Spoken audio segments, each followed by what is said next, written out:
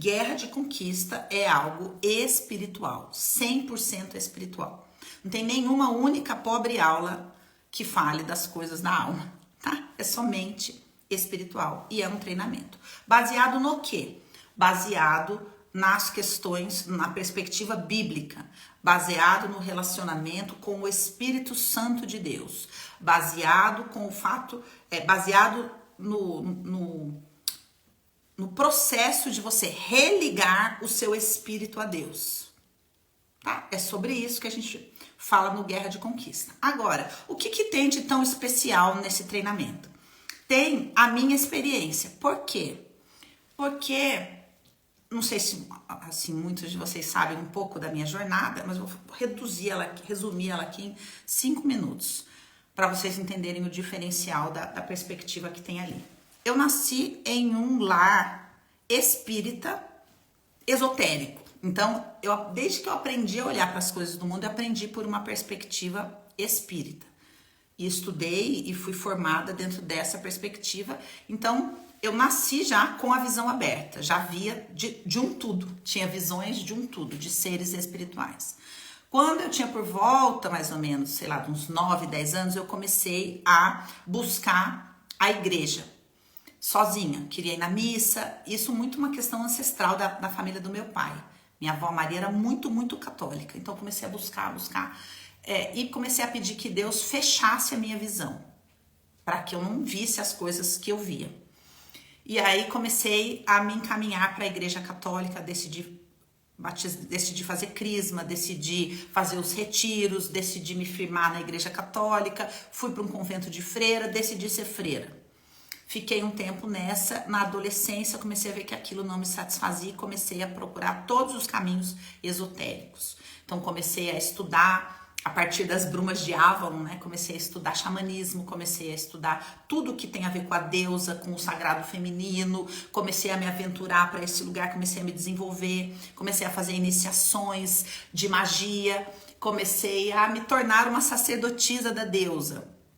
Vai vendo? Por que eu digo isso? Hoje uma moça me mandou uma mensagem falando: Dani, eu não consigo entender por que você insiste em me falar de Deus como se fosse algo masculino. Não pode ser uma coisa abrangente?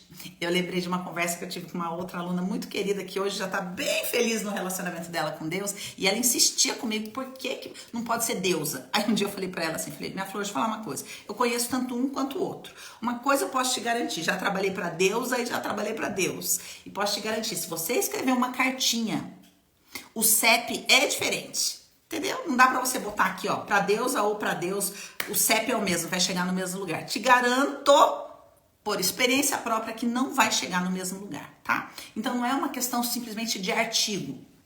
Ah, o que tem? Chamar de A ou chamar de O? Não é. São dois seres espirituais distintos, dois CEPs distintos, tá? Então, quem eu estou falando aqui? De Deus mesmo, Deus Pai.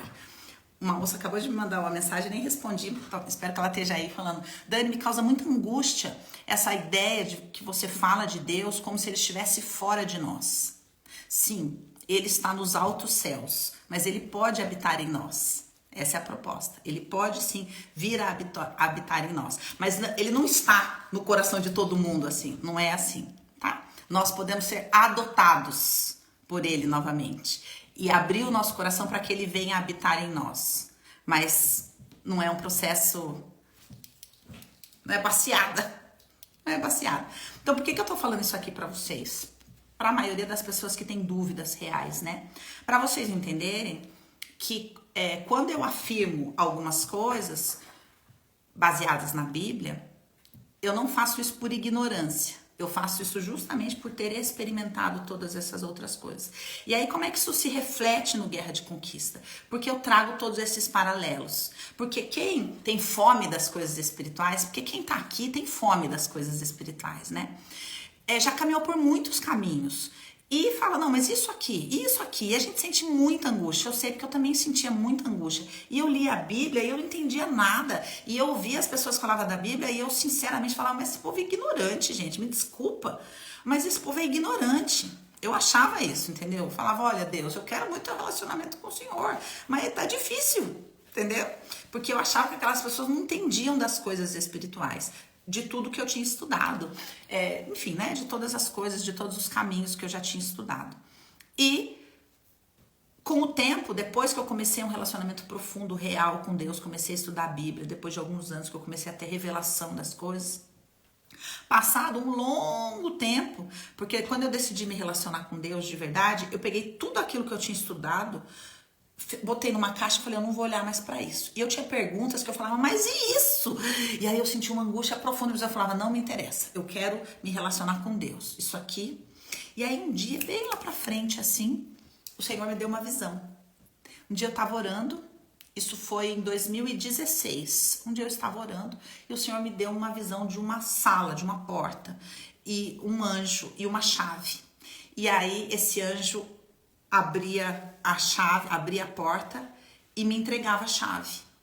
E aí eu olhava para dentro da sala e a sensação que eu tinha era como se fosse aquele filme Matrix, quando o Neo entrava assim, ó, e aí ele falava armas, aí fazia vinha aquele corredor de arma e tinha um monte de arma. Só que aquela sala tinha um monte de símbolos, um monte de coisas, e o Espírito Santo falava para mim, estou te devolvendo o acesso ao seu conhecimento, porque agora você tem maturidade para manuseá-lo. E eu falei,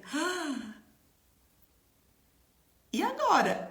E aí o Senhor começou a me revelar as conexões entre tudo aquilo que eu tinha estudado e o que eu tinha aprendido na Bíblia. E aí em 2017 nasceu terapia. Então ele tinha planos, né, de me usar como tradutora de todas essas coisas para tantas pessoas que, como eu, tinham um coração sedento por respostas, sabe? Mas respostas um pouco mais recheadas de conteúdo. Então, é sobre isso o Guerra de Conquista. É entender o paralelo entre esses caminhos, entre a metafísica, entre o Kaibalion, sabe? Entre esse negócio de mas se manifestar enfim, tudo isso que a gente entende, aprende, mas e a Bíblia, e como é que faz, né? O que cabe a gente, o que cabe a Deus, como é que é sobre esse treinamento.